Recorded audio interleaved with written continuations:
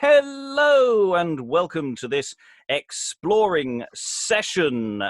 We are today finishing off Orlando Furioso by Robert Greene and moving on to George Greene, possibly also written by Robert Greene as well. The story so far, well, there's some plot happening. I think the only thing that really matters is that Orlando, true to the title, is quite cross, and we saw him previously going on somewhat mad by ripping somebody's leg off and beating all comers on the stage away with the wet end. I have to apologise for my use of props, but as we say, there's no harm in trying. On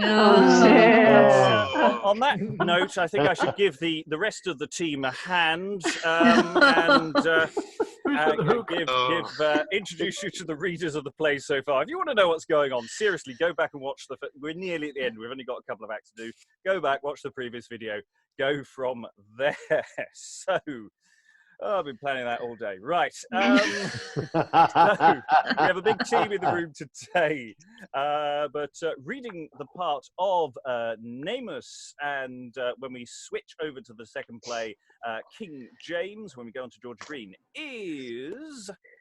Hi, I'm Veronica, and I'm based in London.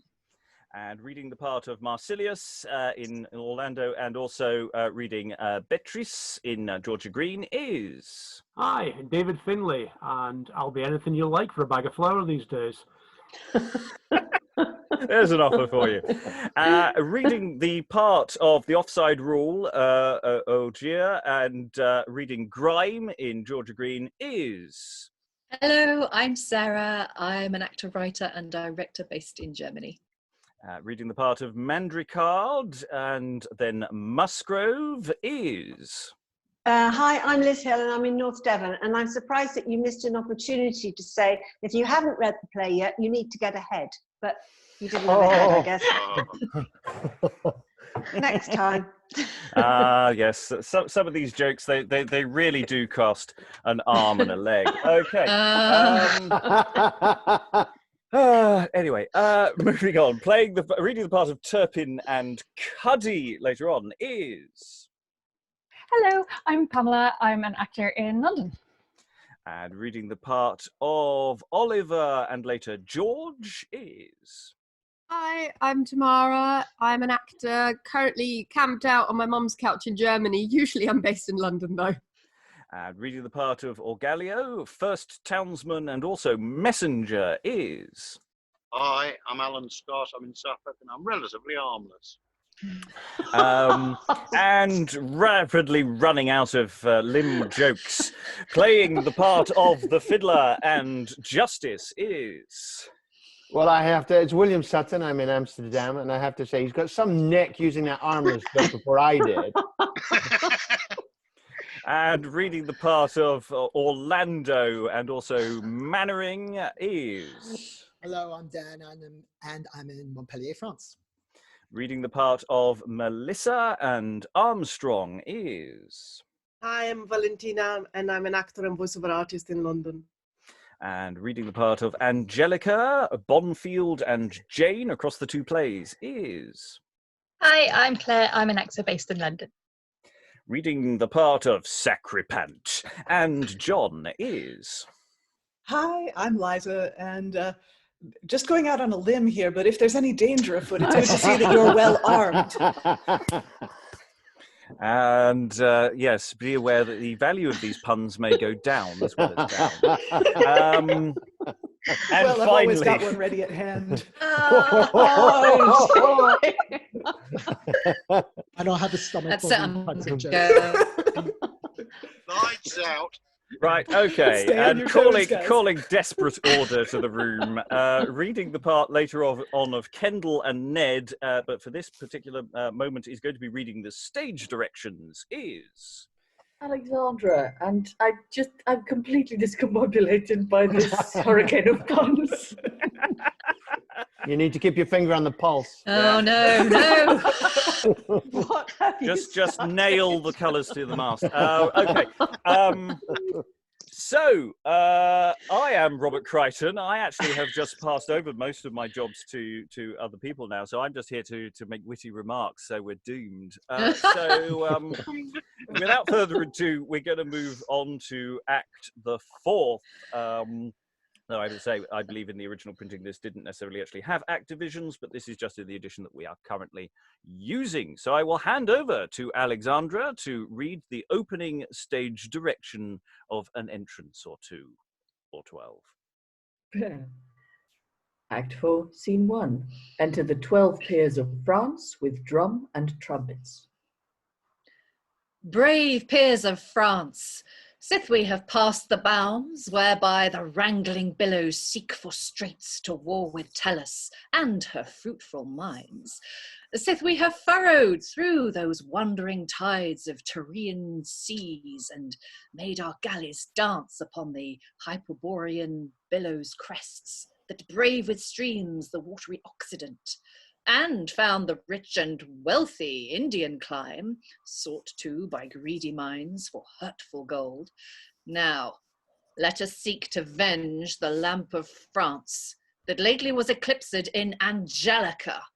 Now let us seek Orlando forth, our peer, though from his former wits lately estranged, yet famous in our favours as before, and, sith by chance we all encountered be, let's seek revenge on her that wrought his wrong.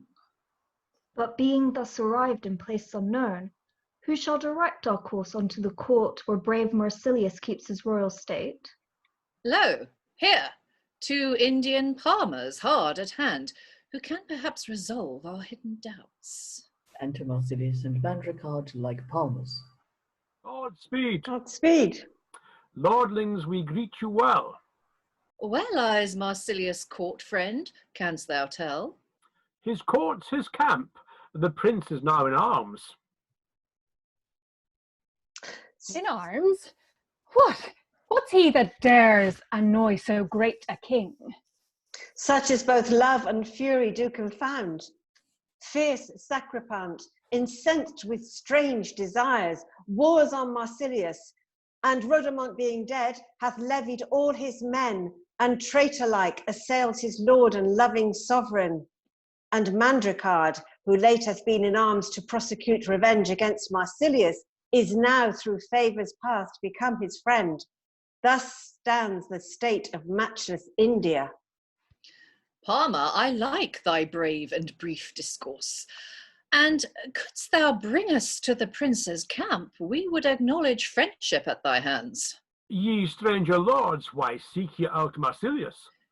In hope that he, whose empire is so large, will make both mind and monarchy agree. Whence are you, lords, and what request you hear? A question over haughty for thy weed, fit for the king himself for to propound. Oh, sir, know that under simple weeds the gods have masked. Then deem not with disdain to answer to this palmer's question, whose coat includes perhaps as great as yours. Haughty their words, their persons full of state. Though habit be but mean, their minds excel. Well, palmers, know that princes are in India arrived. Yea, even those western princely peers of France, that through the world adventures undertake to find Orlando, late incensed with rage. Then, palmers, sith you know our styles and state, advise us where your king Marsilius is.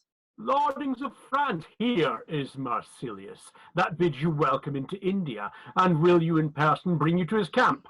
Marsilius, and thus disguised. Even Marsilius, and thus disguised. But what request these princes at my hand? We sue for law and justice at thy hand. We seek Angelica, thy daughter, out, that wanton maid that hath eclipsed the joy of royal France, and made Orlando mad. My daughter, lords, why, she is exiled, and her grieved father is content to lose the pleasance of his age, to countenance law.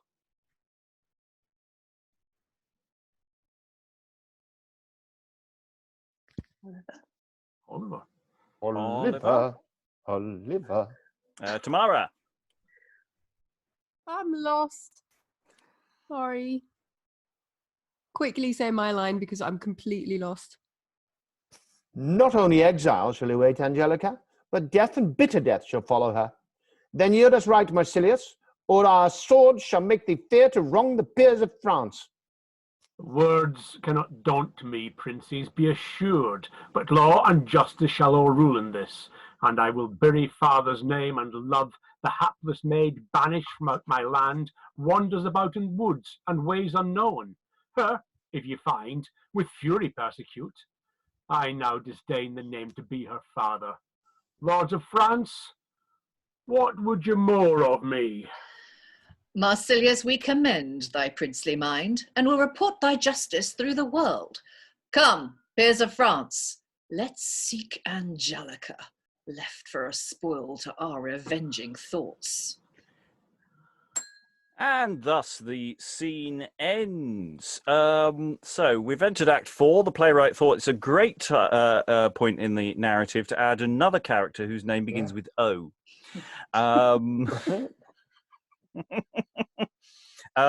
Sacripant described incensed with strange desires. Boy, that's a wonderful way of describing his sort of individual fury. Marsilius gets a ta-da moment. It's always nice to do. But it's interesting the way that they're all blaming Angelica for everything. So thoughts in the room about this sort of new spin, new direction, but still the same plot. We seem to have had a major geographic shift. Yeah. The first half was all referring to Africa, and suddenly we're in India. Yeah. Well, given that Greene seems to have thought Mexico was in Africa as well, I think he thought of the global South as all sort of one thing.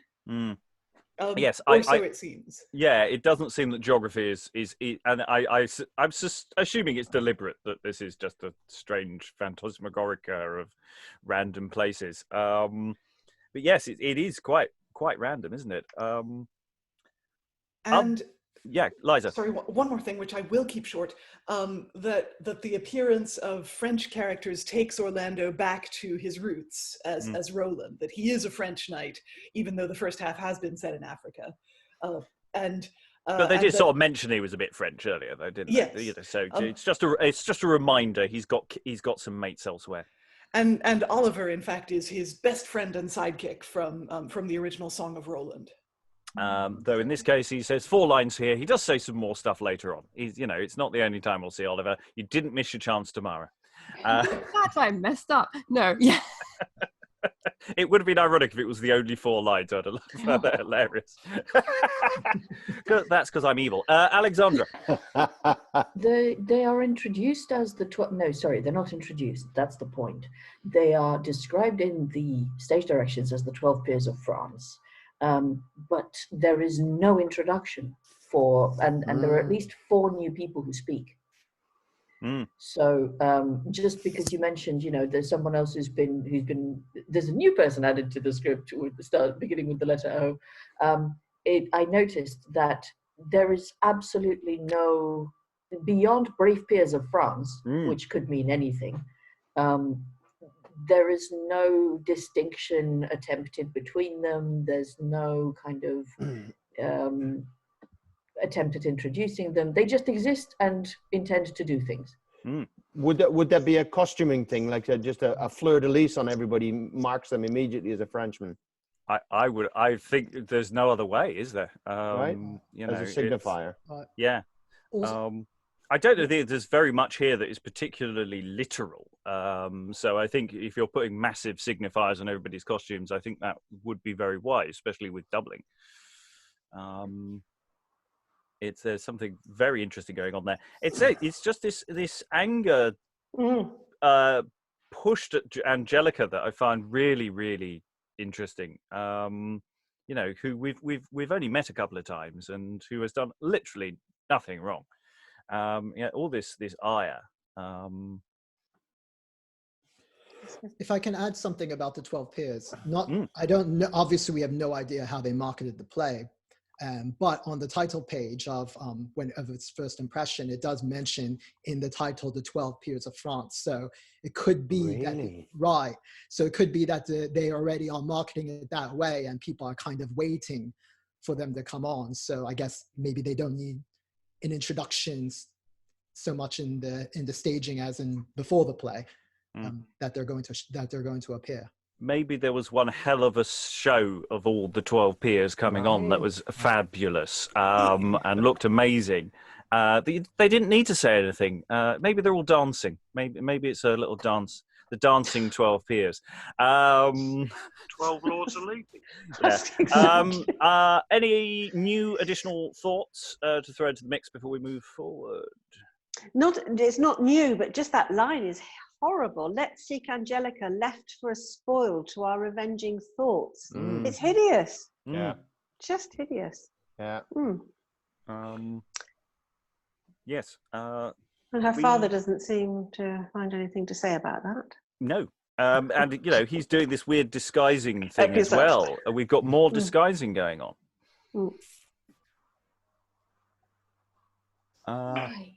Why? Because you're asking why. But I think why is not a question this play is necessarily going to. Because they had some Palmer costumes in the store. Yeah. And that might be something that might come out of examining the source material of that. Sometimes you get these weird bits of action, makes perfect sense in the wider narrative, but when they get thrust onto the stage, the why question arises very quickly. There are other examples of that I can throw in another time. Let us move forward, however. There's another scene in this act. So, over to Alexandra. Exeunt omnes, and then enter Orlando, like a poet, and Orgalio. Orgalio, it's not my love like those purple-coloured swans that gallop by the coach of Cynthia? Yes, marry is she, my lord. Is not her face silvered like that milk-white shape that Jove came dancing into Semele? It is, my lord. Then go thy ways and climb up to the clouds and tell Apollo that Orlando sits, making of verses for Angelica. And if he do deny to send me down the shirt which Deianira sent to Hercules to make me brave upon my wedding day, tell him I'll pass the Alps and up to Moreau. I know he knows that watery lake Achille, and pull the harp out of the minstrel's hands and pawn it unto lovely Proserpine, that she may fetch the fair Angelica. But my lord, Apollo is asleep and will not hear me. Then tell him he is a sleepy knave. But Sirrah, let nobody trouble me, for I must lie down a while and talk with the stars. He lies down and sleeps. Enter a fiddler. What? Old acquaintance? Well met. Oh, you would have me play Angelica again, would you not? No, but I can tell thee where thou mayst earn 2 or 3 shillings this morning, even with the turning of a hand. 2 or 3 shillings? Pish, that would cozen me thou. But an thou canst tell where I may earn a groat, I'll give thee 6pence for that pens. Then play a bit of mirth to my lord. Why, he is mad still, is he not? No, play. Which side doth he use to give his reward? Why, of any side. Doth he not use to throw the chamber pot sometimes? 'Twould grieve me he should wet my fiddle strings. I warrant thee. And so the fiddler plays and sings any odd fay, and Orlando wakes. Who is this? Shan Cutelero? Heartily welcome, Shan Cutelero. No, sir, you should have said Shanda Fildadero. What? Hast thou brought me a sword? A sword? No, sir, that's my fiddle. But dost thou think the temper to be good? And will it hold when thus and thus we made or do assail? Strikes and beats him with the fiddle. Lord, sir, you'll break my living. You told me your master was not mad. Tell me, why hast thou marred my sword? The pommel's well, the blade is curtailed short. Villain, why hast thou made it so? Breaks the fiddle about his head. Oh, Lord, sir, will you answer this? Exit. Enter Melissa with a glass of wine. Orgalio, who is this? Faith, my lord, some old witch, I think. Oh, that my lord would but conceit my tale, then would I speak and hope to find redress. Fair Polyxena, the pride of Ilion, fear not Achilles' over-madding boy. Pyrrhus shall not. Soons, Orgalio, why sufferest thou this old shot to come so nigh me? Come, stand by, your breath stinks. What, be all the Trojans fled? Then give me some drink. Here, Palatine, drink, and ever be thou better for this draught. What's here, the paltry bottle that Darius quaffed? He drinks, and she charms him with her wand, and he lies down to sleep. Else would I set my mouth to Tigris' streams and drink up overflowing Euphrates. My eyes are heavy, and I needs must sleep. Melissa strikes with her wand, and the satyrs enter with music and play round about him, which done, they stay.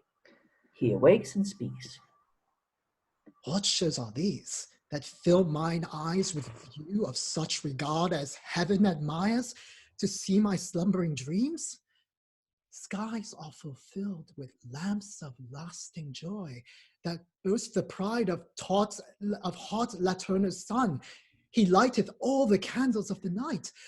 Musemene hath kissed the kingly Jove and entertained a feast within my brains, making her daughter's solace on my brow.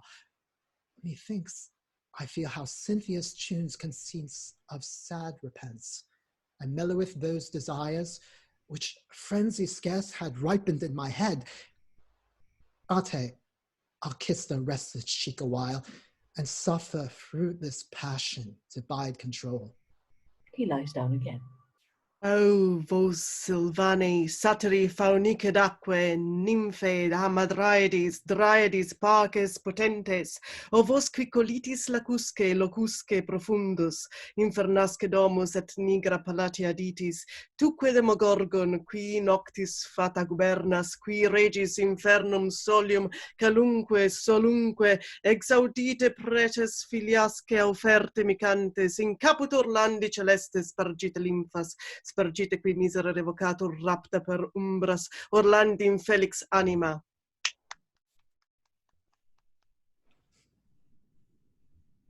Then let the music play before him, and so go forth. What sights, what shows, what fearful shapes are these? More dreadful than appeared to Hecuba when full of Troy was figured in her sleep? Juno, methought sent down from heaven by Jove, came swiftly sweeping through the gloomy air, and calling Iris sent her straight abroad to summon fauns, the satyrs, and the nymphs, the dryads, and all the demigods to secret council. And their parley past, she gave them vials full of heavenly dew. With that, mounted upon her party-colored coach, being drawn with peacocks proudly through the air, she flew with Iris to the sphere of Jove. What fearful thoughts arise upon this show? What desert grove is this? How thus disguised? Where is Orgalio? Here, my lord.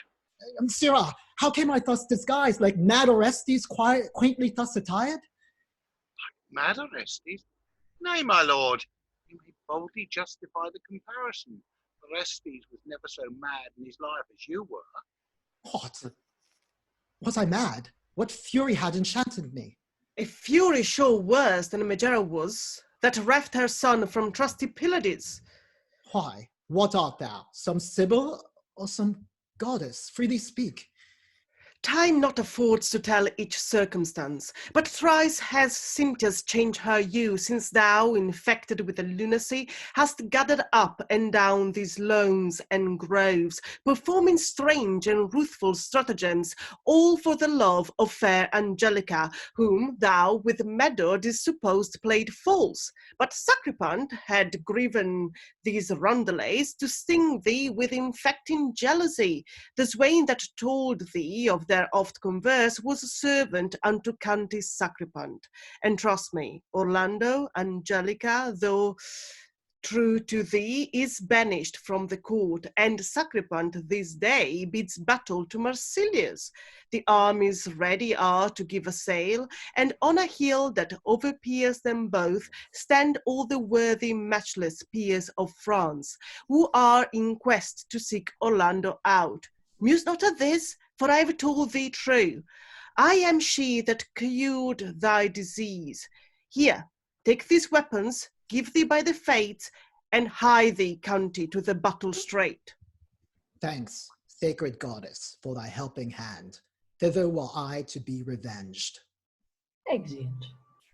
And thus ends the act and the scene. Hello, I'm Melissa. I'm a plot device for today. I will be serving you with all your narrative needs to move the action along a bit.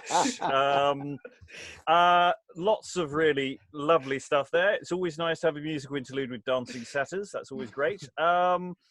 I think Orlando's opening line is fabulous for this scene. Orgalio is not my love like those purple-coloured swans that gallop by the coach of Cynthia. Of course it is, mate.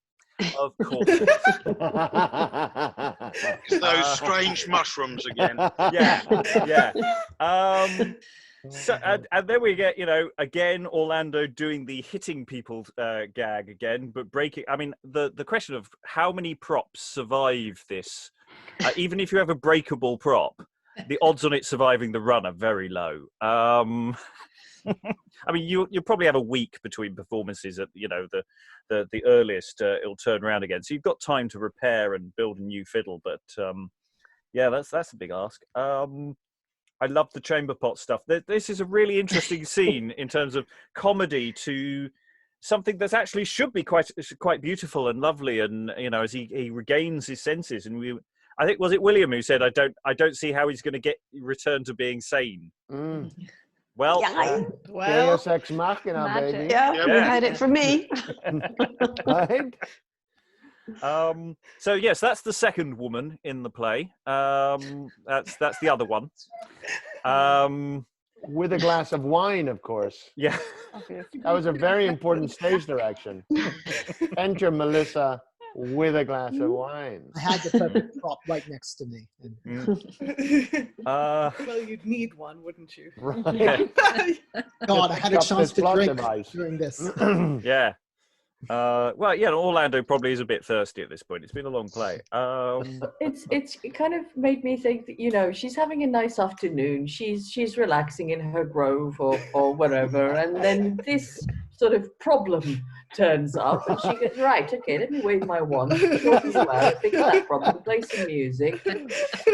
What you don't know is she's actually a representative of the Musicians' Union. There's a broken fiddle's been reported. Straight in there. Yeah. If only equity were as good. Yeah.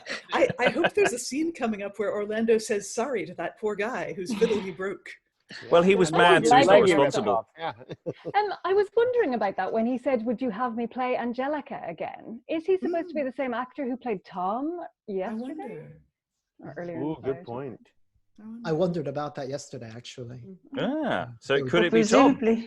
Oh, it's either that or it's just a tune. If there's a famous tune, would you have me play Angelica? And that's the thing is, it does state you can sing any old thing. Anything in your repertoire rather than a specific. You mean it's not the Rolling Stones song? Probably not. No. Maybe that's where they got the idea. Yeah, Liz.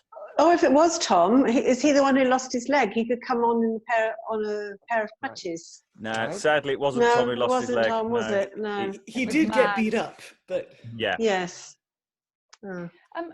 Question. I'm trying to remember back to last week. It was Robert Greene, wasn't it, who did all the musical fairy stuff in King James as well? Okay, so he loves just a musical interlude with some fairies and some satyrs. Who doesn't? Okay. Who doesn't? I think that is exactly the kind of thing that would improve Succession no end. I think musical instruments with fairies would make a huge difference to how all sorts of Breaking Bad did not have enough musical fairies.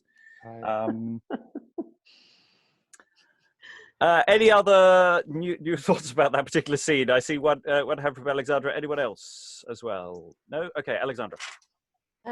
Just a quick query. Orlando starts what seems to be a quote, because in the script it goes, fair Polixena, the pride of Ilion, fear not Achilles' overmadding boy, Pyrrhus shall not, etc. Yeah. Yeah. Any ideas what's going on there? Me personally, no idea. Thoughts? Dan seems to have a suggestion. So there's been some studies on the whole etc., what that might represent. I know Laurie McGuire has written about that. Sometimes it means like it's a typographical embodiment of some sort. So it could mean a body action. It could mean some sort of just gesture. And I'd wondered if he's just basically gesturing that he's not going to kill her, because that's one of the, I guess, the myths about it, that Pyrrhus is going to kill her. Yeah, Pyrrhus did kill Polixena, didn't he, right, on his father's grave? Right, and he slits her throat. So I did an action of slitting her throat there. So he's just been violent, and then to the newcomer he says, "I'm not going to hurt you." That's what that gap effectively means. Right. Okay, so that's nice. Yeah, I like that. Any other business? Before we do the final act. Nearly at the end, people. So nearly at the end. As all the various complicated political background to this play. I mean, it's also vital to understand exactly how all these countries and these interceding powers and forces over. It really doesn't matter at all. There's a thing going on. Okay, Act 5. Alexandra, give us some stage directions. Act the 5th. A battlefield. Alarums. Enter Sacripant crowned and pursuing Marsilius and Mandricard. Viceroys, you are dead, for Sacripant, already crowned a king, heaves up his sword to have your diadems. Traitor not dead, nor any whit dismayed, for dear we prize the smallest drop of blood. Enter Orlando with the scarf before his face. Stay, princes. Base not yourselves to combat such a dog. Mount on your coursers, follow those that fly, and let your conquering swords be tainted in their bloods. Pass ye for him, he shall be combated. Exeunt Marsilius and Mandricard. Why, what art thou that bravest me thus? I am, thou seest, a mercenary soldier. Homely attired, but of so haughty thoughts as not can serve to quench the aspiring flames that burn as do the fires of Sicily, unless I win that princely diadem that seems so ill upon thy coward's head. Coward! 2 arms, sir boy, I will not brook these braves. If Mars himself, even from his fiery throne, came armed with all the furnitures of war. They fight, and Sacripant falls. O villain, thou hast slain a prince. Then mayest thou think that Mars himself came down to veil thy plumes and heave thee from thy pomp. Proud that thou art, I reck not of thy greed, but I will have the conquest of my sword, which is the glory of my diadem. These words bewray thou art no base-born Moor, but by descent sprung from some royal line. Then freely tell me, what's thy name? Nay, first let me know thine. Then know that thou hast slain Prince Sacripant. Sacripant? Then let me, at thy dying day, entreat by that same sphere wherein thy soul shall rest. If Jove deny not passage to thy ghost, thou tell me whether thou wrongst Angelica or no. Oh, that's the sting that pricks my conscience. Oh, that's the hell my thoughts abhor to think. I tell thee, knight, for thou dost seem no less, that I engraved the roundelays on the trees, and hung the schedules of poor Mador's love, intending so to breed debate between Orlando and Angelica. Oh, thus I wronged Orlando and Angelica. Now tell me, what shall I call thy name? Then dead is the fatal author of my ill. Base villain, vassal, unworthy of a crown. Know that the man that struck the fatal stroke is Orlando, the county palatine, whom fortune sent to quittance all my wrongs. thou foiled and slain, it now behooves me straight to hie me fast to massacre thy men, and so farewell, thou devil in shape of man. Hath Demogorgon, ruler of the fates, set such a baleful period on my life as none might end the days of Sacrament but mighty Orlando, rival of my love. Now hold the fatal murderers of men the sharpened knife ready to cut my thread, ending the scene of all my tragedy. This day, this hour, this minute, ends the days of him that lived old worthy Nestor's age. Phoebus, put on thy sable-suited wreath, clad all thy spheres in dark and mourning weeds. Parched be the earth to drink up every spring. Let corn and trees be blasted from above, heaven turn to brass and earth to wedge of steel, the world to cinders. Mars, come thundering down and never sheathe thy swift revenging sword, till like the deluge in Deucalion's days the highest mountains swim in streams of blood. Heaven, earth, men, beasts, and every living thing consume and end with County Sacrament.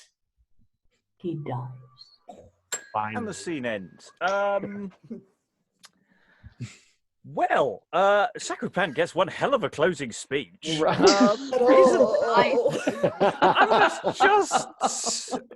It's almost not fair that he gets a proper ending thus, you know. And it's when he comes on and, you know, Viceroys, you are dead. I am the most terrifying warrior ever known. You know, and that transformation's been talked about, but we've never actually seen it. And suddenly he's coming in full Rambo, and he's just Loki. He's misunderstood. Well, he's a dick, but you can't say he wasn't a badass. No,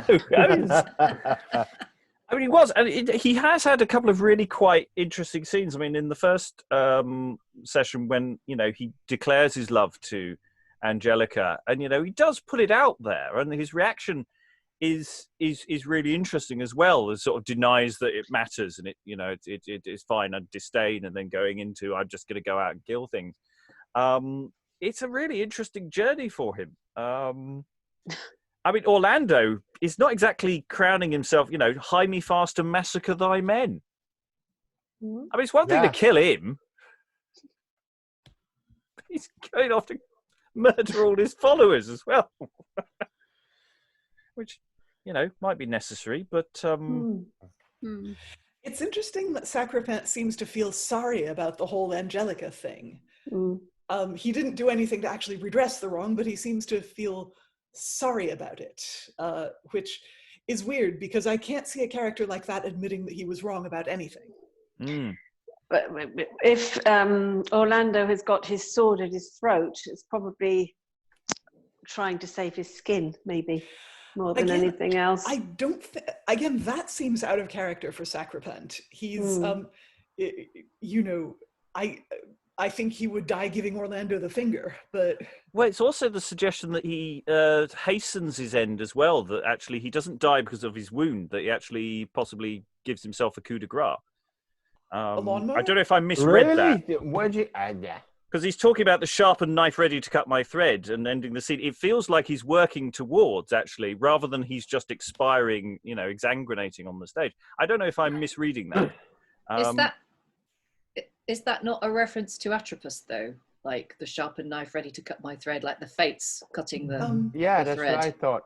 I think it is, but production-wise, yeah, given the beginning of that speech saying, could none, as none might end the days of Sacrament, but mighty Orlando, like staging-wise, you could say, yeah, he's stabbed in some way that means he'll die slowly, and he draws a dagger and kills himself at the end of his incredibly badass speech.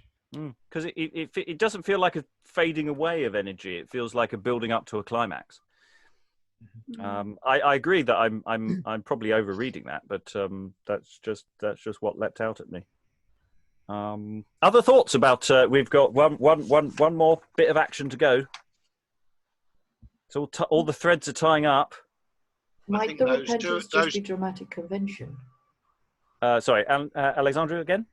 Might the repentance just be dramatic convention? You know, so because this is not set in a Christian environment, but it would have been watched by people who know that if you don't repent before you die, you know, things will go very badly. So, the idea that the villain repents and, well, also tells, you know, he does a very Bond villain thing. He tells Orlando, who is this random person who has killed him, you know, all of the secrets of what he's done previously. So he's making a confession there. His dying declaration. Alan. Yeah, what I was thinking, following on from Lisa's thoughts there, is it could be interesting if you got into a rehearsal process with this one, of actually doing a compare and contrast and do that last speech the two different ways, one with him expiring from his previous wounds and the other basically giving himself the coup de grace. Yeah, and it's also a good question of how good are they both at fighting. It'd be interesting to see what kind of stage fight you choreograph. William?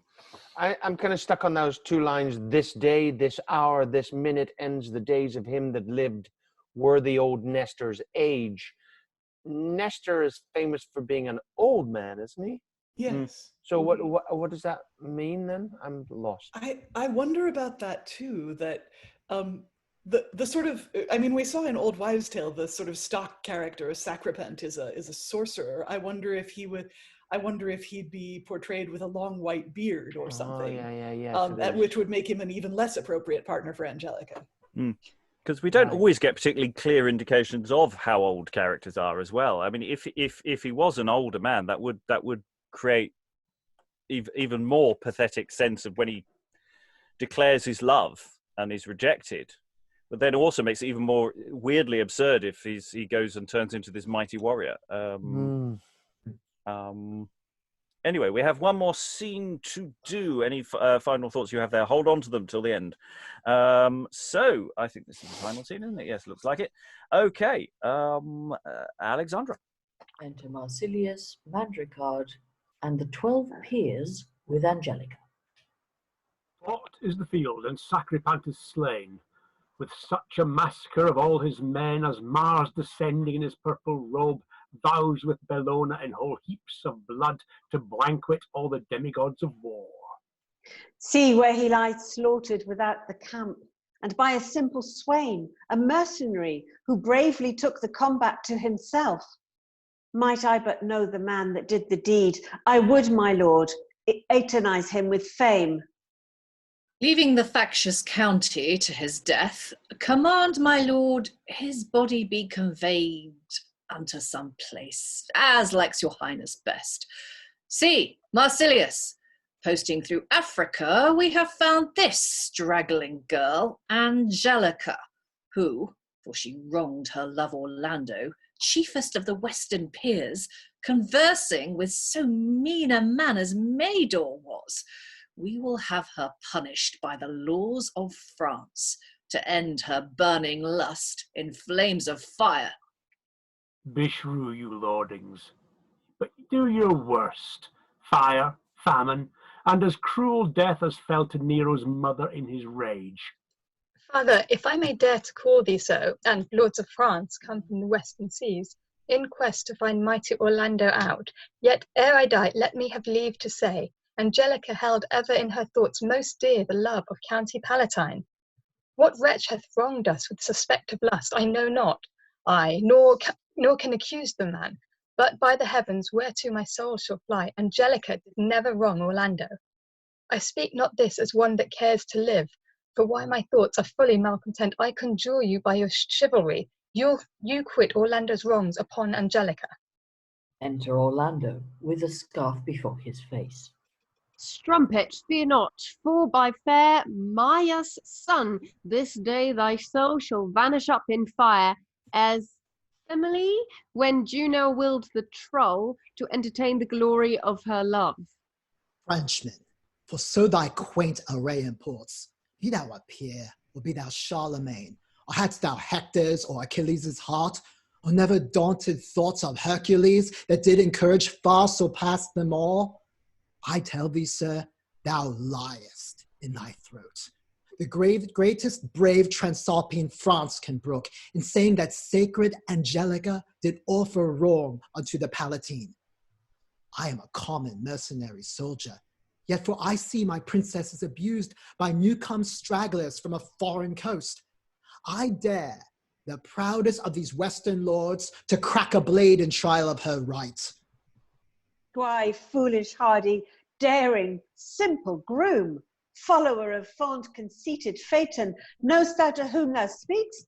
Brave soldier, for so much thy courage says, these men are princes, dipped within the blood of kings most royal seated in the west, unfit to accept a challenge at your hand.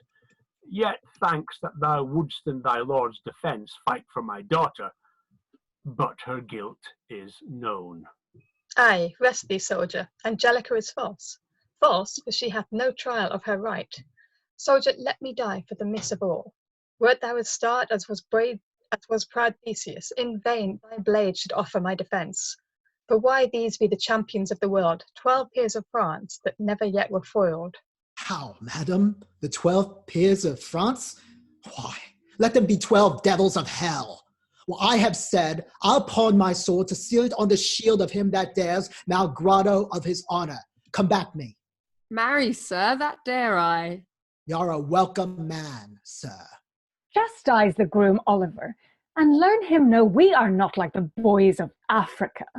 Hear you, sir, you that so peremptorily bade him fight. Prepare your weapons, for your turn is next. 'Tis not one champion can discourage me. Come, are you ready? He fights first with one and then with the other, and overcomes them both. So stand aside. And madam, if my fortune lasted out, I'll guard your person with 12 peers of France. Oh, Ogier, how canst thou stand and see a slave disgrace the house of France? Sarah, prepare you, for angry Nemesis sits on my sword to be revenged. They fight a good while, and then breathe. However disguised in base or Indian shape, Ogier can well discern thee by thy blows, for either thou art Orlando or the devil. Orlando takes off his scarf. Then to assure you that I am no devil, here's your friend and companion, Orlando. And none can be more glad than Ogier is that he hath found his cousin in his sense. When as I felt his blows upon my shield, my teeth did chatter, and my thoughts conceived who might this be, if not the Palatine. So had I said, but that report did tell my lord was troubled with a lunacy. So was I, lordings, but give me leave a while. Humbly, as Mars did to his paramour, so to submit to fair Angelica. Pardon thy lord, fair Saint Angelica, whose love, stealing by steps into extremes, grew by suspect to cause this lunacy. Oh no, my lord, but pardon my amiss. For had not Orlando loved Angelica, ne'er had my lord fallen into these extremes, which we will parley privately to ourselves. Ne'er was the Queen of Cyprus half so glad as is Angelica to see her lord, her dear Orlando, settled in his sense. Thanks, sweet love. But why stand the Prince of Africa and Mandricard, the King of Mexico, so deep in dumps? Would all rejoice beside? First, no, my lord, I slaughtered Sacripant. I am the man that did the slave to death, who frankly there did make confession that he engraved the roundelays on the trees and hung the schedules of poor Mador's love, intending by suspect to breed debate deeply twixt me and fair Angelica. His hope had hap, but we had all the harm. And now revenge, leaping from out the seat of him that may command stern Nemesis, hath poured these treasons justly on his head. What saith my gracious lord to this? I stand amazed, deep or drenched with joy, to hear and see this unexpected end. So well I rest content. Ye peers of France, sith it is proved Angelica is clear, her and my crown I freely will bestow upon Orlando, the County Palatine. Thanks, my good lord. And now, my friends of France, frolic, be merry, we will hasten home, so soon as King Marsilius will consent to let his daughter wend with us to France. Meanwhile, we'll richly rig up all our fleet, more brave than was that gallant Grecian keel that brought away the Colchian fleece of gold. Our sails of sendal spread into the wind, our ropes and tacklings all of finest silk, fetched from the native looms of laboring worms, the pride of Barbary and the glorious wealth that is transported by the western bounds. Our stems cut out of gleaming ivory, our planks and sides framed out of cypress wood that bears the name of Cyprus's change to burst the billows of the ocean sea, where Phoebus dips his amber tresses oft and kisses Thetis in the day's decline. That Neptune proud shall call his Tritons forth to cover all the ocean with a calm. So rich shall be the rubbish of our barks, ta'en here for ballast to the ports of France, that Charles himself shall wonder at the sight. Thus, lordings, when our banqueting be done, in Orlando espoused to Angelica, we'll furrow through the moving ocean and cheerily frolic with great Charlemagne. Exeunt omnes. So, as Orlando gets his groove together to write some poetry for the end there, it have to be said that mentioning all the 12 peers of France, we now understand why it was something to put on the title page, because this is basically Kill Bill with the Crazy 88 sequence, except their fight insurance only covered 3 actors. So you get the impression the first 2 go for him and they fight and they all stop and they breathe. They stop, and you're getting the impression the audience is going, "Oh, are they all going to fight? Is it going to be this massive fight scene?" And then it isn't, because his mate goes, "I recognise that fencing technique." I love how they all jumped in there. It's like, oh yeah, I worked it out too. Yeah. Absolutely. I also love the way that Orlando is constantly wandering around like Bela Lugosi in Plan 9 from Outer Space, sort of just going, no one could have, I have got my scarf before my face, you cannot see me. They also seem to be doing the Hongkongese martial arts movie tactic of fighting him one at a time. There's 12 of them and 1 of him, and they fight one at a time. Which is honourable, I get it. Other thoughts? Now we're at the end. You can talk about this scene, you can talk about the whole thing. Claire? They were going to burn Angelica, and her dad was like, yeah, do your worst. Yeah. What? Yeah. Yeah, it would be fair to say this play has some issues. It has some issues with women. It has... we haven't really mentioned it, but we've mentioned that the geography is very weird, but it's not. It's doing some very odd things about other places and other people. And there's 1 or 2 lines of dialogue that leaps out, going, "Oh, that's going to get cut." But also just the general scheme of things is sort of this. It sort of doesn't quite land very well. Other thoughts about the play overall or this scene? Wave at me. Yes, Liza.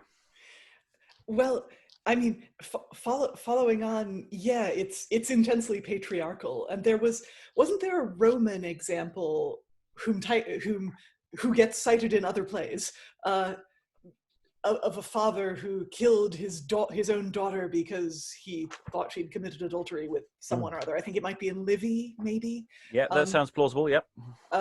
And so that was supposed to be the noble thing to do, which #patriarchy. But what also leapt out at me was the last speech. We're gonna go back to France and we're gonna do it in really cool boats, you guys. My boat. Yeah. Because that makes it all fine. Yeah. Well, in a sense, any play that sort of ends with a vaguely upbeat, everything's fine, sort of just sweeps under the carpet any of the abuses that have happened earlier in the play. Nobody's addressing the fact he's ripped somebody's leg off. Right. Yeah, and Sacrepent was sorry for having wronged Orlando and Angelica, but not sorry that he got his own servant's leg torn off. Yeah. I feel there should be a funeral for that poor For bugger at the men. curtain call. Or at He least should his leg. take his curtain He call was hopping. insane, though. It's not criminal. Hmm? But he was insane, so can't be tried. He's not Yeah. liable. Oh, Yes, yeah. okay. Diminished responsibility. Right, there you go. Yeah, he had a psychotic break, 5 minutes, or about 5 lines before he rips the leg off. I mean, it's interesting because everyone's talking about Orestes, but it reminds me more of Ajax. I was thinking all the way through. It's much more killing all the cows kind of thing, except he kills someone pretending to be a shepherd. So it's close enough. Maybe it's more like Kylo Ren rather than Loki. I see now. There's an article. Loki's not a good fighter. I feel we've said this in one of the sessions. Like Loki's not the best fighter, but Kylo Ren is a good fighter, but also an emo child. Yeah, this is how we analysed Richard II in Thomas of Woodstock. We basically passed it around various different characters. Take a moment to start transferring your scripts. Any final thoughts as we go over to the next play? Just to say that I still don't think Sacripant is sorry, because he calls down devastation on the world before his death. I don't think it's genuinely sorry. Yeah, I think you're right. I think that's an egotism thing that You're on his side, aren't you? Once you've played the part, you don't come back. You see. Well, okay. I mean, look at his first speech where he talks about like his own honor being more important to him than anything, and yet he then proceeds to do this total dick move with Orlando. But basically, his tragic flaw is pride. And part of that is a self-regard and self-love so intense that he sees himself as the center of the world. So everything else has to die when he does. And I think the point is also, the script misleads us by saying that it's 2 scenes. It's not 2 scenes. It's basically 1 scene. Sacripant's still lying at the front of the stage, as far as I can tell. They're just standing over they're just sort of stepping over him every time. Well, you have to get the body off somehow. Well, no, because it seems to me that they refer to him explicitly when everybody comes on. I don't think they clear the stage at all. I think he's just there. So Orlando's just like, oh, I killed this guy. Yeah, this dude there. They give directions for removing the body, so presumably he doesn't have to lie there for the entire finale. Yeah, they drag him off in an ignominious fashion mid-scene, don't they? Bless him. The other thought that occurs to me is that probably, again, a lot of dumb show in the production. I mean, to justify the number of peers and the battle scenes and so on. Yeah, you could actually pad this out with probably another 20 minutes worth of visuals. Oh yeah, I think that fight scene is actually, the scenes are quite extensive. The battle scenes feel like there's probably more going on there. I would fully expect to see Sacripant running on and off stage in Act 4 every so often, doing some great fight, murdery action to really show the difference in the character as it goes on. Possibly. Tongue might be in my cheek there. Any final thoughts? We can always discuss it again at the end of the session before we go on to a totally different play. Okay, everyone take a moment to decompress. Everyone just different play. No limbs are going to be pulled off at all. This is that we know of. Very different play. So, George... You disappoint us. George Greene, the Pinner of Wakefield. We're doing the first act and a bit today to just get ahead. It's a slightly shorter play than Orlando. We're back in merry old England, England of Edward, King of England, James, King of Scotland. It's full of all sorts of exciting action and stuff. I don't want to go into too much detail. I just want to leap straight into it. Let's say it's a very different world, and we're going to find out where this goes. I'm back at doing the stage directions, much to everyone. Alexandra now gets to play a person. So we enter the first scene. Enter the Earl of Kendal. I'm assuming everybody's got their scripts sorted. Enter the Earl of Kendal. With him, Lord Bonfield, Sir Gilbert Armstrong, Sir Nicholas Mannering and John.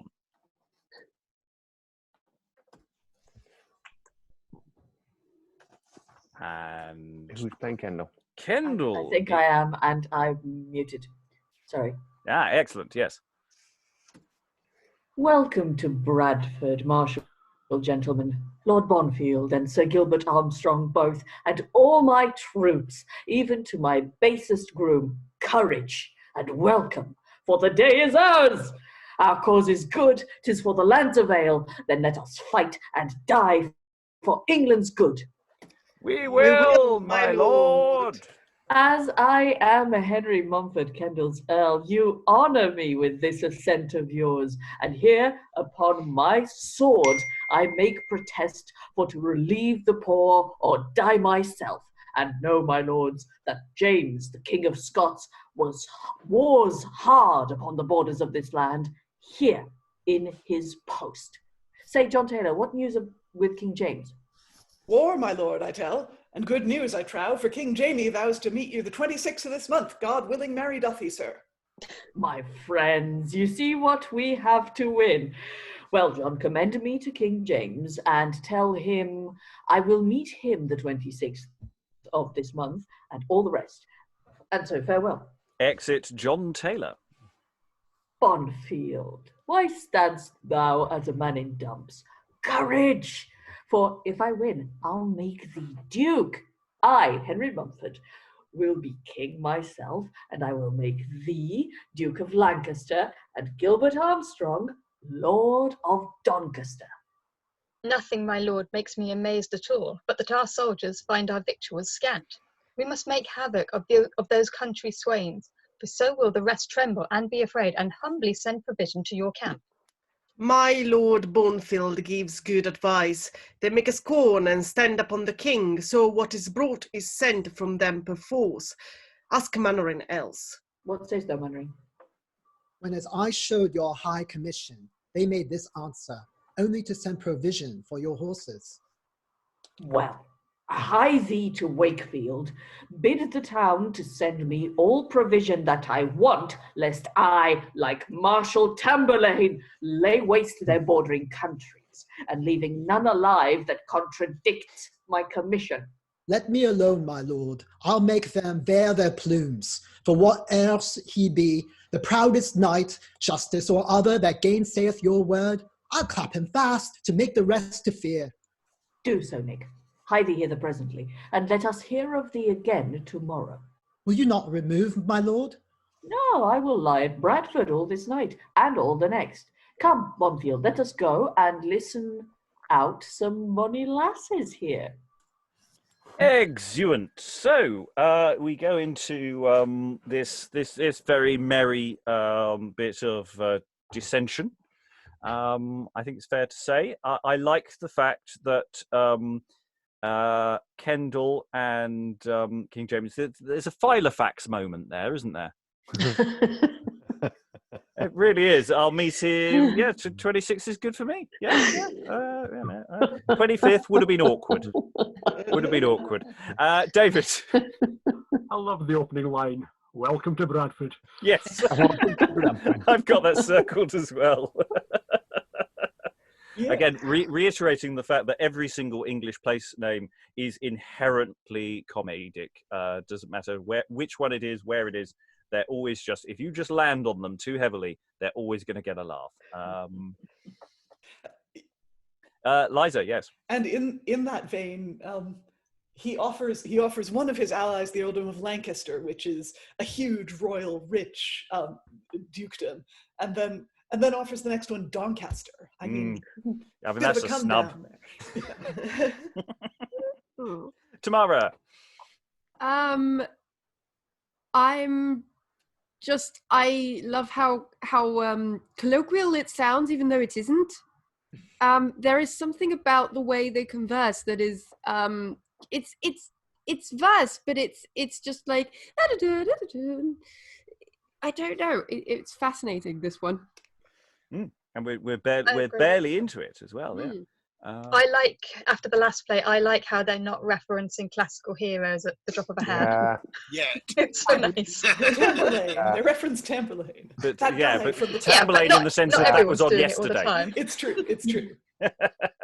Just pop culture. Yeah. I think we'll get there. Yeah.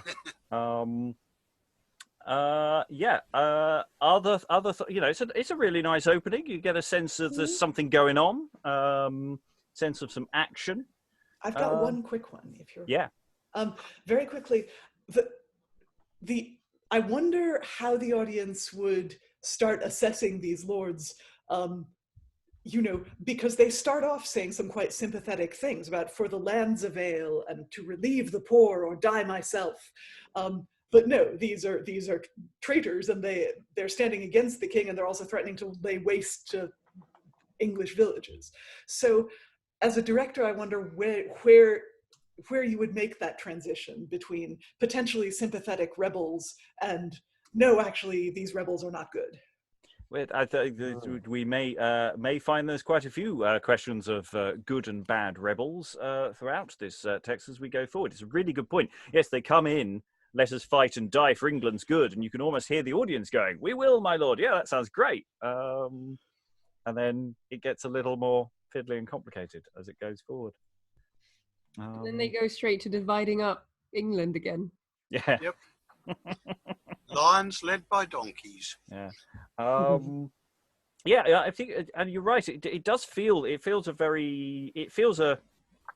lighter. I mean that in a sort of pastry baking, kind of way. It feels like a much lighter, fluffier cake than elements of the last one, which had a certain solidity to it, even with the comedy.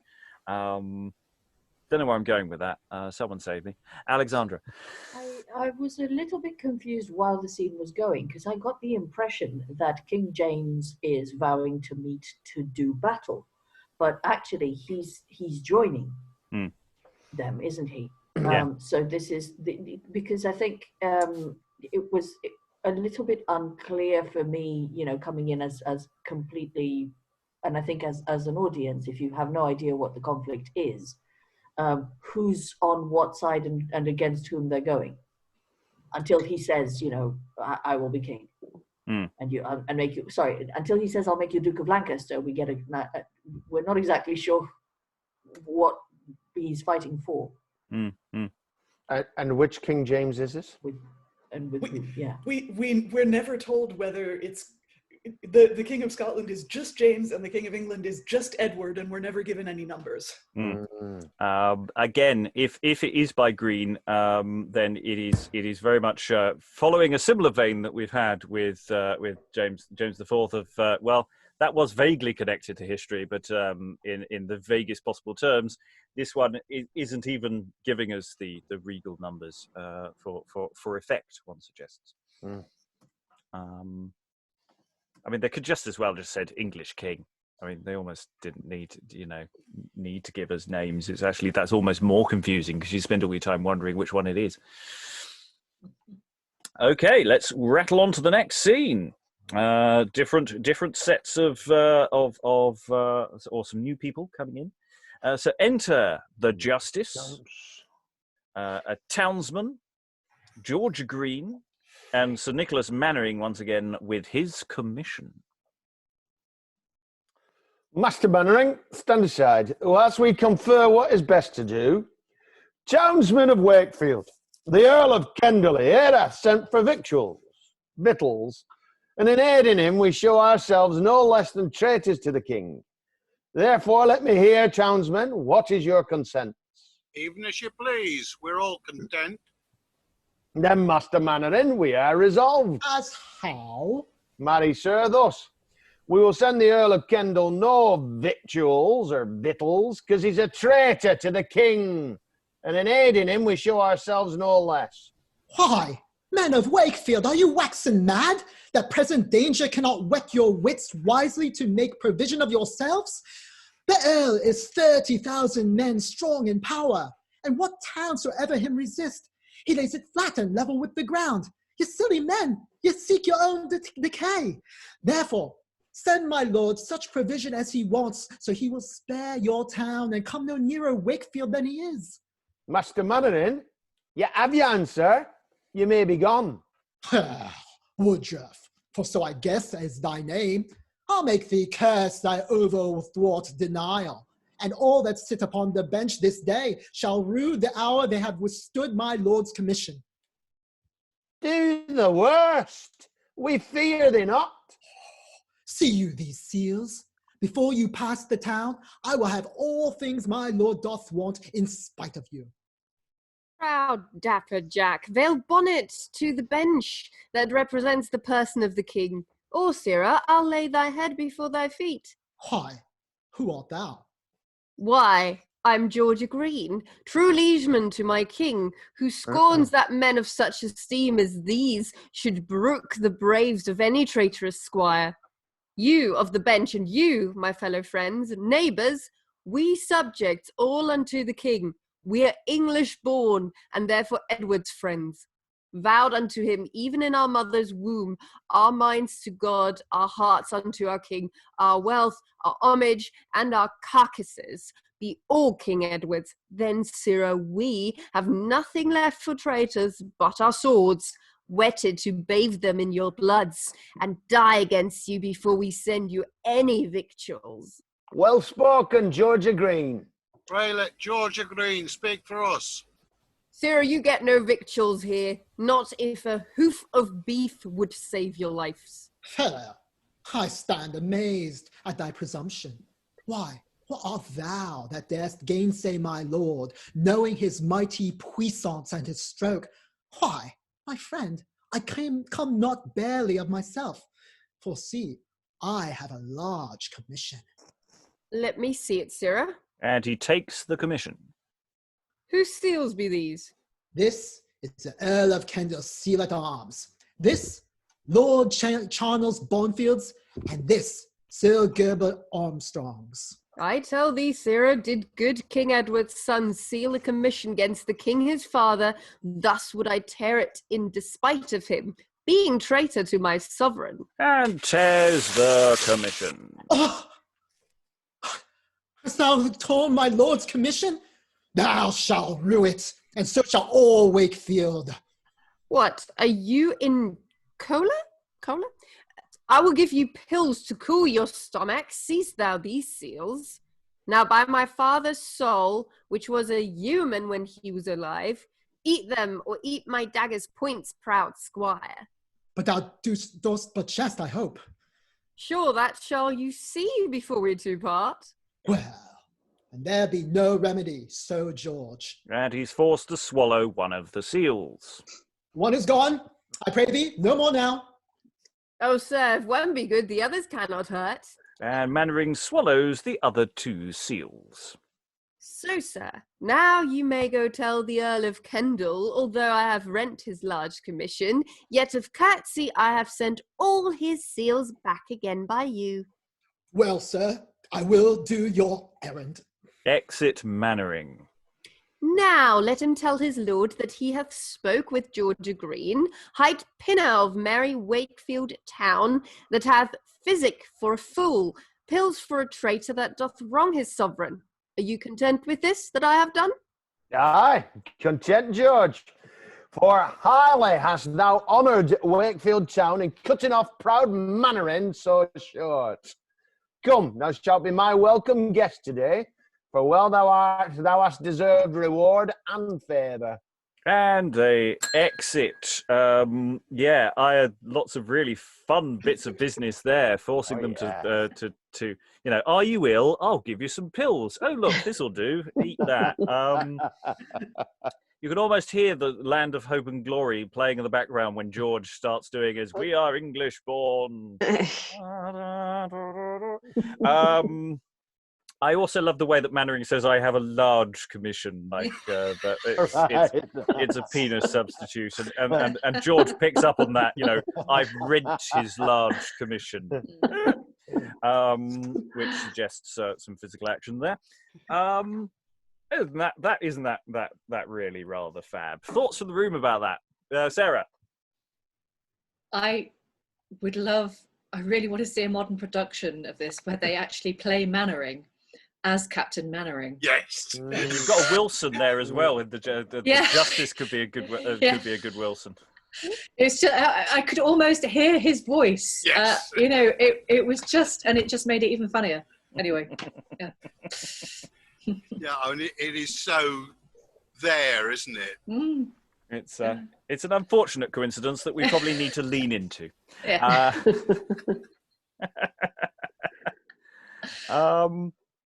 Other thoughts about we've seen the setting up of the rebellion, and then we have the good people of England.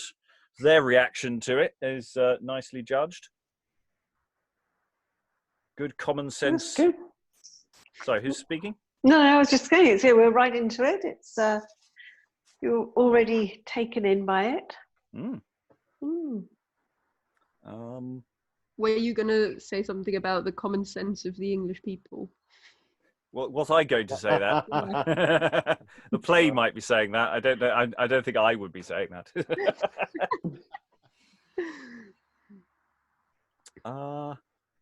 Other thoughts about these first two scenes? It's really good. To Wakefield. Welcome to Wakefield. You get a decent dinner. Yeah, you do. Always in Yorkshire. Yeah. Just ask the question of what the seals are made of. I assume cakes. Yeah, it's that kind of thing, isn't it? The logistics of swallowing them, I suspect they'll have to be chewable. Pontefract cakes will be the cheese in production, I would have thought. Okay, we have two scenes that follow on in quick succession. I think I'll let them run into each other before we rattle towards what the text we have in front of us says is the end of the act.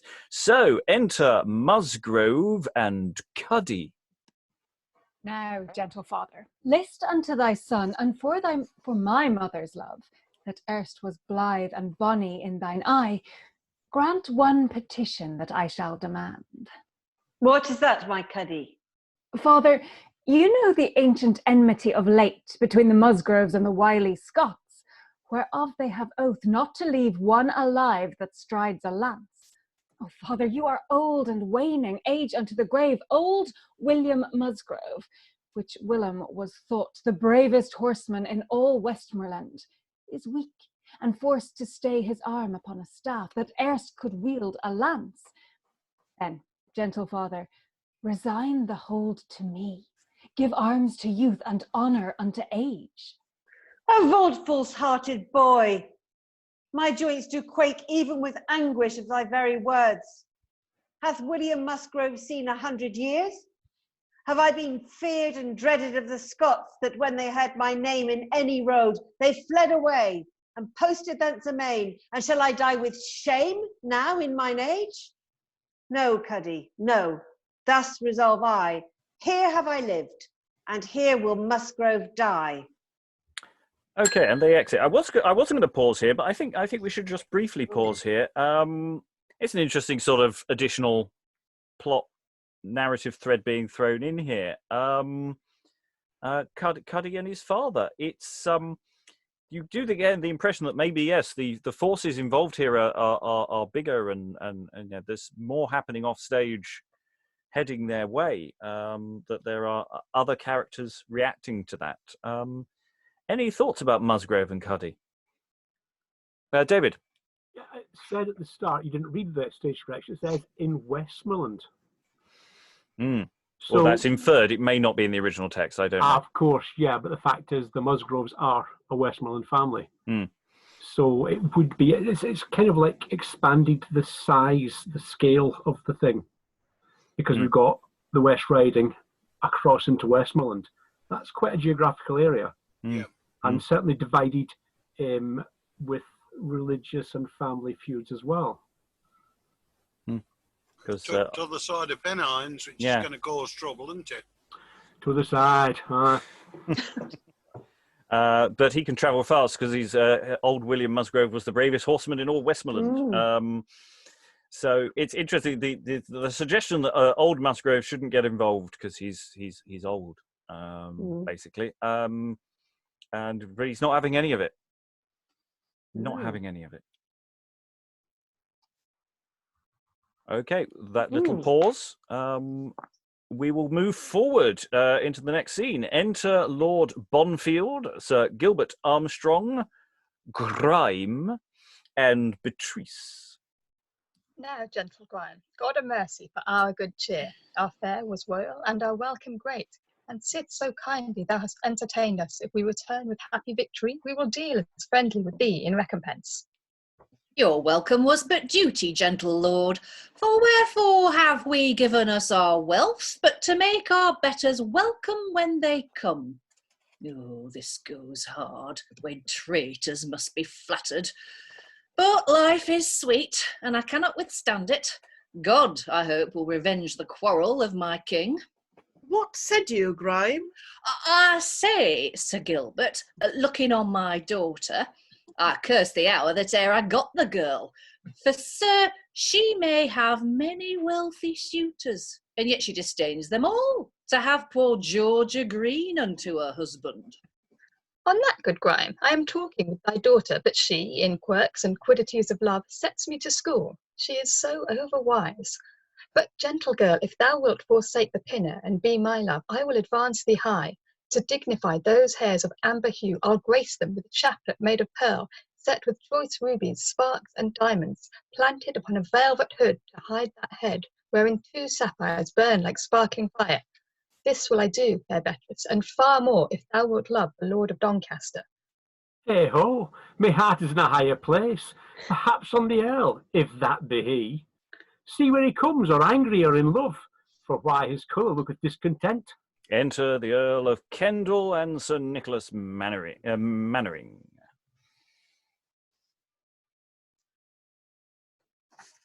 Kendal.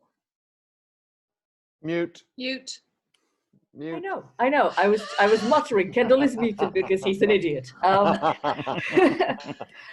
Come, Nick, follow me. How now, my lord? What news? Such news, Bonfield, as will make thee laugh and fret thy fill to hear how Nick was used. Why, the justices stand on their terms. Nick, as you know, is haughty in his words. He laid the law unto the justices with threatening braves, that one looked on another ready to stoop, but that a churl came in, one Ogier Greene, the pinner of the town, and with his dagger drawn, laid hands on Nick, and by no beggars swore that we were traitors, rent our commission, and upon a brave made Nick to eat the seals, or brook the stab. Poor Mannering, afraid, came posting hither straight. Oh, lovely George, fortune still be thy friend, and as thy thoughts be high, so be thy mind in all accords, even to thy heart's desire. What says fair Bettris? My lord, she is praying for Georgia Greene. He is the man, and she will none but him. But him? Why, look on me, my girl. Thou knowest that yesternight I courted thee, and swore at my return to wed with thee. Then tell me, love, shall I have all thy fare? I care not for earl, nor yet for knight, nor baron that is so bold. For Georgia Greene, the merry pinner, he hath my heart in hold. Fruitless, my lord, and many vain replies. Let us hie us to Wakefield, and send her the pinner's head. It shall be so. Grime, Gramercy, shut up thy daughter, bridle her effects. Let me not miss her when I make return. Therefore look to her as to thy life, good Grime. I warrant you, my lord. And Bettris, leave a base pinner for to love an earl. Exeunt Grime and Bettris. Fain would I see this pinner, Georgia Greene. It shall be thus. Nick Mannering shall lead on the battle, and we 3 will go to Wakefield in some disguise. But howsoe'er, I'll have his head today. Oh, the dangers of micromanaging a rebellion. I think because is it basically something, a variation on Beatrice? Beatrice, I'm assuming there. It's interesting. These rebels can't beat Georgia Greene in the hustings. They can't beat him in the love for stalwart young woman. It's they just can't. They're inadequate in so many different ways. It's very Robin Hood, isn't it? It is indeed, which is a lovely thought. I love the way that Bettris is, doesn't just reject them, rejects them in rhyme. It does a little ditty. She could be singing it. Yeah. And Grime declaring himself to be something of a spy in the ranks. There is cunning cove there. Yeah, it's such a weird rebellion that they're interested on such a macro level of what's going on.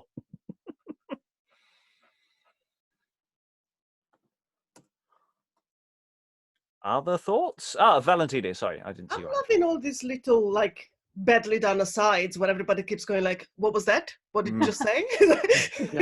Especially seeing the last two plays we read where the asides were played with a lot. This is just We had that in another play the other day where the asides are or when someone says something the other person is sort of half supposed to hear that they create a version of the sound but in a sort of mock way. So yeah, it does. It's a good gag. Keep using it. So yeah, do we think this rebellion's going to work? By the way. Who knows? Who knows? History as we know it could be rewritten. That might be the plot. Sarah's playing it safe. This isn't history as we know it anyway, is it? It's nameless James and nameless Edward. Yeah, exactly. It's a parallel universe. David? Nobody's on their side. They're up there in the West Riding and nobody likes them. But they have an alliance with the King of Scots. Yeah, but Scotland's quite a distance from Bradford. I don't even. and do alliances go well normally? Oh well, it's also I think it's also that the names are just bringing up sort of random things because I can't take Kendall seriously because I just think he's a mint cake.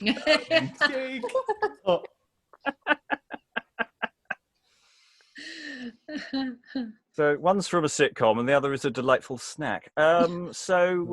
Yeah, okay. To round the session off, we're going to rattle into the beginning of Act 2. We're not going to get very far into it. We've got two scenettes to do. So, speaking of James, one of the King of Scots, got a few to choose from, but enter James, King of Scots, Lord Humes, who I don't actually think says anything, with soldiers and John. Why, Johnny, then the Earl of Kendall is blithe, and hath brave men that troop along with him. I marry, my liege, and hath good men that come along with him, and vows to meet you at Scrabblesea, God's willing. If good St. Andrew lend King Jamie leave, I will be with him at the appointed day. And enter Ned. But soft, whose pretty boy art thou? I am son unto Sir John of Barley, eldest, and all that e'er my mother had. Edward my name. And whither art thou going, pretty Ned? To seek some birds and kill them if I can. And now my schoolmaster is also gone, so have I liberty to ply my bow, for when he comes I stir not from my book. Lord Humes, but mark the visage of this child. By him I guess the beauty of his mother. None but Leda could breed Helena. Tell me, Ned, who is with thy mother? Naught but herself and household servants, sir. If you would speak with her, knock at this gate. Johnny, knock at that gate. Okay, before anyone does any knocking at gates, I think because of wwhere the scene is taking us, we should just pull back from the initial "Whose pretty boy art thou?" Because he's just going, what are your genetic components like? Your mother must be pretty because you are pretty. That is where the scene is taking us. Back through the line. That there might be other Jameses that might have interest in Pretty boys. In pretty boys is which it's not wholly unreasonable actually as a proposition. I love the opening line of the Earl of Kendall as brave men that troop along with him. Well, not so far as we can tell now. One thing I wanted to flag up that there have been a few examples of so far in this play is repetition, when one character repeats something another character has just said. Like in the first scene, he says, King James vows to meet you the 26th of this month. Thank you, I will meet him the 26th of this month. And the brave men that troop along with him gets repeated by James and John. And then Johnny, if you would speak with her, knock at this gate. Johnny, knock at that gate. It aids audience comprehension, but it's also just kind of cute. It's reminding me of King Darius at the moment, and that's not a good comparison. First classical allusion did get thrown in. We got a bit of leader, but that's quite light so far. And a different Edward, of course, but just a little Ned. I love Ned. Isn't he good? Seek some birds and kill them. Ah, yeah. Oh, yes. Lovely child. It will go far. Anyway, let's move. Let's finish the scene. John knocks at the gate. Enter Jane Barley upon the walls. Oh, I'm betrayed. What multitudes be these? Fear not, fair Jane, for all these men are mine, and all thy friends, if thou be friend to me. I am thy lover, James the King of Scots, that oft have sued and wooed with many letters, painting my outward passions with my pen, when as my inward soul did bleed for woe. Little regard was given to my suit, but haply their husband's presence wrought it. Therefore, sweet Jane, I fitted me to time, and hearing that thy husband was from home, am come to crave what long I have desired. Nay, soft you, sir. You get no entrance here that seek to wrong Sir John of Barley so, and offer such dishonour to my mother. Why, what dishonour, Ned? Though young, yet often have I heard my father say no greater wrong than to be made cuckold. Were I of age, or were my body strong, were he 10 kings, I would shoot him to the heart that should attempt to give Sir John the horn. Mother, let him not come in. I will go lie at Jockey Miller's house. Stay him. Aye, well said, Ned. Thou hast given the king his answer. For were the ghost of Caesar on this earth wrapped in wonted glory in his honour, he should not make me wrong my husband so. But good King James is pleasant, as I guess, and he means to try what humour I am in. Else would he never have brought an host of men to have them witness of his Scottish lust. Jane, in faith, Jane! Never reply, for I protest by the highest holy God that doometh just revenge for things amiss, King James of all men shall not have my love. Then list to me. St. Andrew be my boot, but I'll raise thy castle to the very ground, unless thou open the gate and let me in. I fear thee not, King Jamie. Do thy worst. This castle is too strong for thee to scale. Besides, tomorrow will Sir John come home. Well, Jane, since thou disdainst King James's love, I'll draw thee on with sharp and deep extremes. For by my father's soul, this brat of thine shall perish here before thine eyes, unless thou open the gate and let me in. Oh, deep extremes. My heart begins to break. My little Ned looks pale for fear. Cheer thee, my boy, I will do much for thee. But not so much as to dishonour me. And if thou diest, I cannot live, sweet Ned. Then die with honour, mother, dying chaste. I am armed. My husband's love, his honour, and his fame join victory by virtue. Now, King James, if mother's tears cannot allay thine ire, then butcher him, for I will never yield. The son shall die before I wrong the father. Why? Then he dies.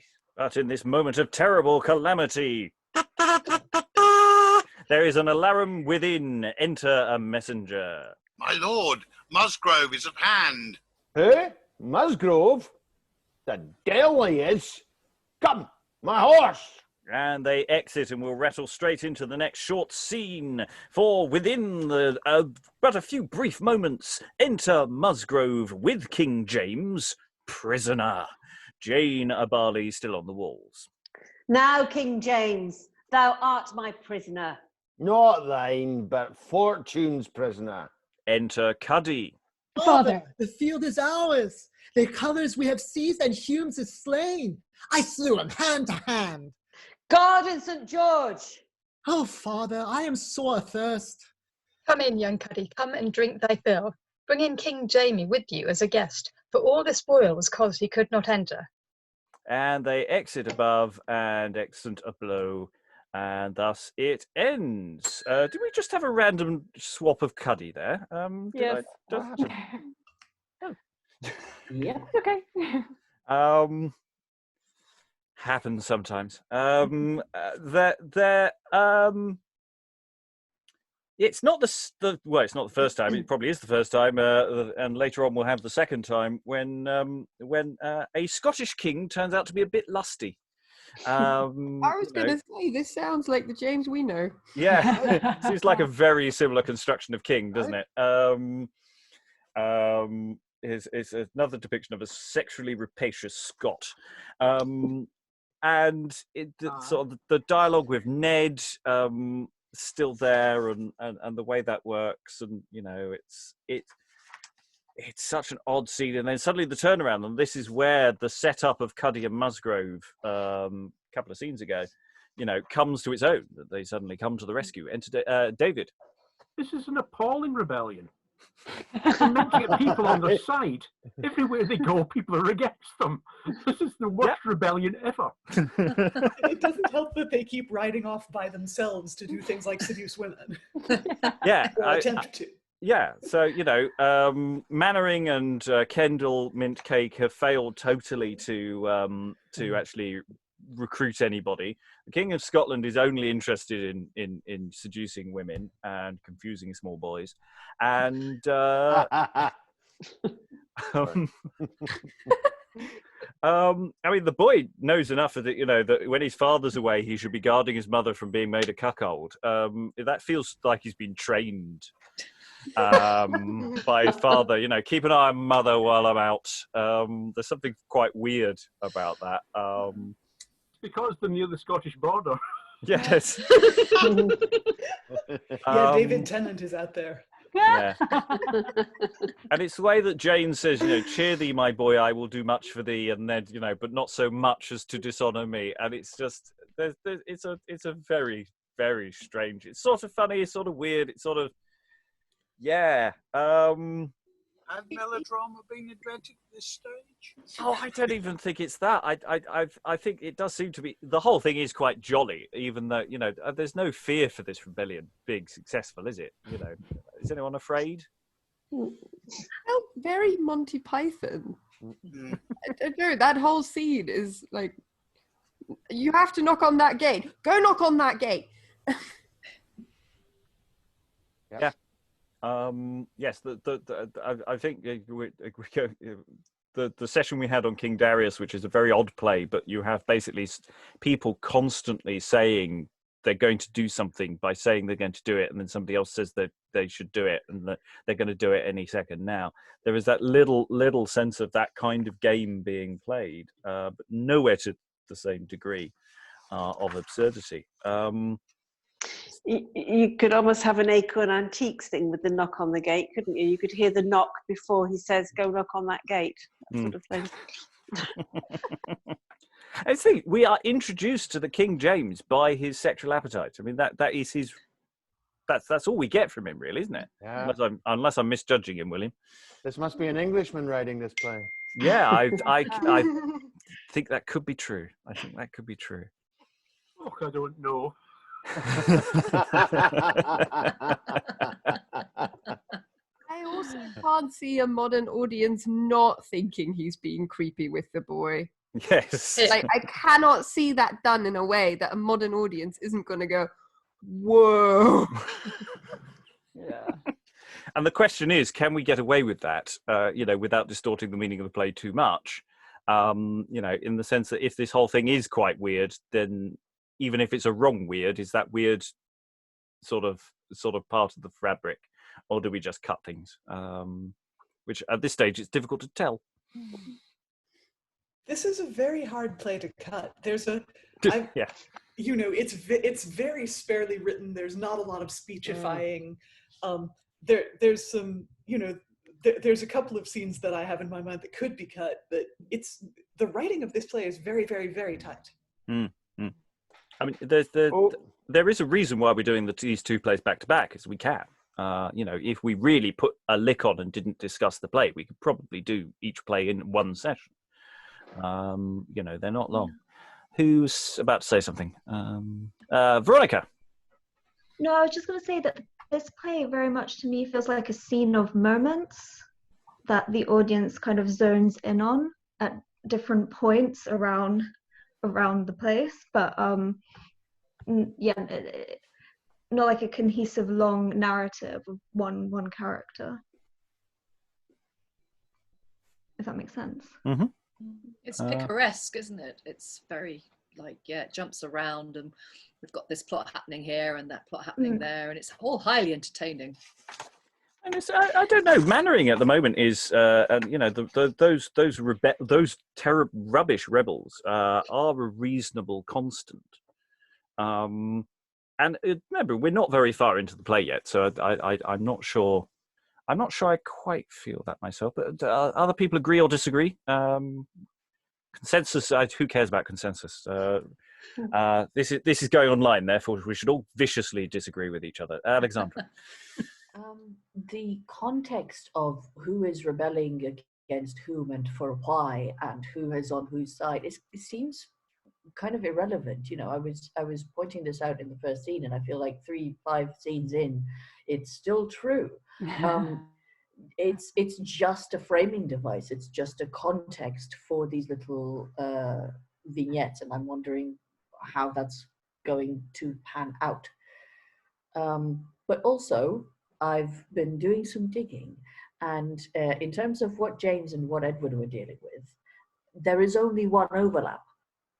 So even though they don't get given numbers, if we took this from reality, which of course we don't have to, the only ones they could be, the only ones to match, are James III of Scotland, father of our beloved James IV, so, you know, engenderer of those appetites, and Edward IV in England.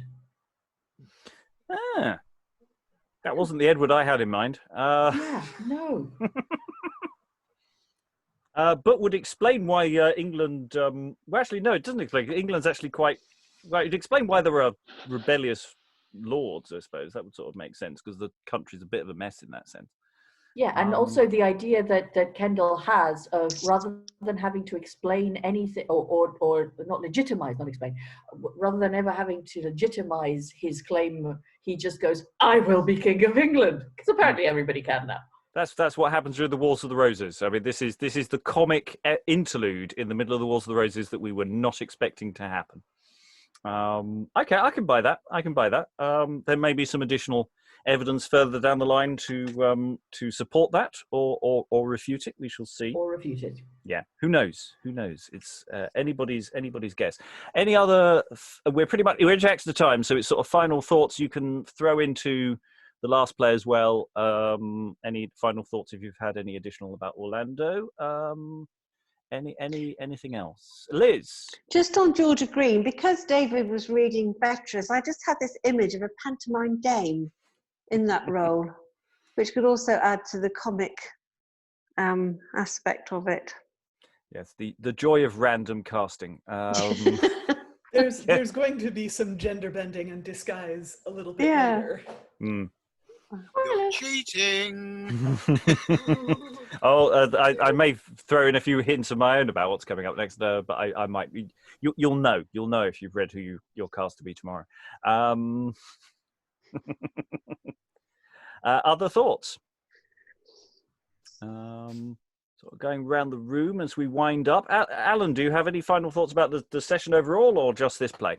The odd thing I'm finding is that we seem to be, with this one and the previous one, into ones which don't conform to the dramatic unities in any way, and there's no unity of time or place or plot, or they all seem to be almost review style ones of enough text to link scenes with physical action. Mm-hmm. The final thoughts from Tamara. I'm just disappointed that I missed Orlando Furioso, so I'm going to go back and listen to you guys do the rest of it. And also I missed a lot of today's Orlando because I was struggling with my document. So, those are my last thoughts. I can't wait to do Georgia Green more. Pamela, any final thoughts from you? Okay, so my final thought yesterday was about how I was furious about Angelica, and so I'm glad she was redeemed in the end. However, I'm getting the impression that he doesn't really like women all that much, because I feel like the two female characters we've met today aren't going to have the best time either, like Jane getting threatened with being raped again. And so, yeah, I'm not feeling particularly happy about how he views women in general. Jane at least prevailed. True. For now. So far. For now, exactly. And Beatrice or Bettris, we don't know where that's going, but she's definitely got a mind of her own. She's definitely very keen on George. As did Angelica at the start, though. Or, well, as did Angelica throughout, but yeah, she still didn't have the best time of it. But we don't know it's Green, actually, either. True. We don't know for certain. It is the proposition to some degree we're testing. Various people do say it is Green, but it is one of those sort of borderline question marky ones, and it seemed reasonable as a shout for me. I don't go too heavily into the authorship questions because it's just life's too short. It gets nasty out there. Sarah, any final thoughts? Well, picking up from what Pamela said, I was quite depressed by the end of Orlando, just because it's like, let's like put silken banners on our ships and let's go celebrate. Come on, and Angelica and I are going to get married. And I'm thinking she's probably thinking to herself, Jesus, he just turned mad on like a flip of a coin and was going to kill me, and my father was going to kill me, and now I have to go and marry this man and live with him for the rest of my life, and I wonder how that's going to turn out. So I was like, yeah. But when he explains that his madness was broken by some dancing satyrs, it'll all be fine. What could possibly go wrong in that marriage? I mean, I'm sure it'll all be fine. I think I would personally, if I was Angelica, I'd have Melissa on speed dial. Just again. Yeah, exactly. Can you just come over, bring some wine, bring wine. But I'm Georgia Green. I'm liking immensely. Actually, it has a sort of sprightly, even though there's these lords being lordly and historic. They are massively inept, and it has a sort of sprightly, folksy quality to it, which I really like. And that whole thing about Bettris like breaking into a ditty, it has this kind of folktale quality to it, or seems to, even though there are no fairies yet. Who knows? But I do kind of like that sort of sprightly, folksy quality. And t-shirt lines of the day. I'm sorry, but it has to be said for Georgia Green so far. It's "Whose pretty boy art thou?" Has to be. I'd wear a t-shirt with that on it, and I'd also wear a t-shirt with this line on from Orlando: "'Twould grieve me he should wet my fiddle strings." Lovely. So, David, final thoughts? It's been a great do. I'm sorry I won't be here tomorrow to finish the playoff. That's all. Yes, it's a good one. Dan, final thoughts? Not really, just, I'm enjoying this play. It's definitely a nice change of tone. It is interesting, James IV being printed around the same time as this one as well.